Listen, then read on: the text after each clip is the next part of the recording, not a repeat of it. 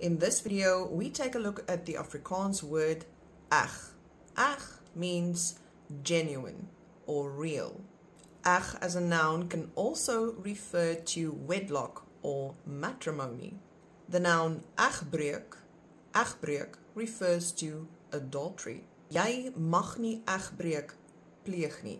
Jy mag nie egbreek pleeg nie. You may not commit adultery. Now take a look at this one.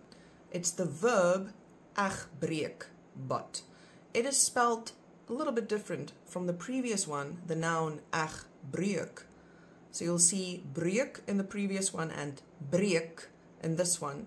This one means, that breek means to break the oath of wedlock or the oath of matrimony. So egbreek, the verb, is to commit adultery. Jy mag nie egbreek nie. Jy mag nie egbreek nie.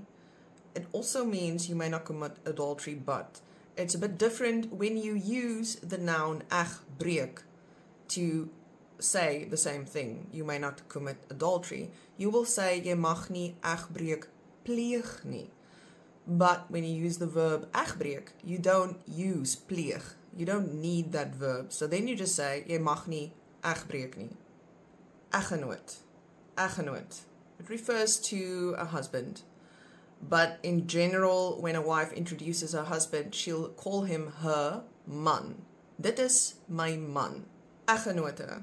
Eggenote. That is the word for a wife. But again, if a husband introduces his wife, he'll say, dit is my vrou. Egbreker or egbreekster. That would be an adulterer or an adulteress. Egpaar. Egpaar. A married couple. Egskeiding. Egskeiding. Divorce.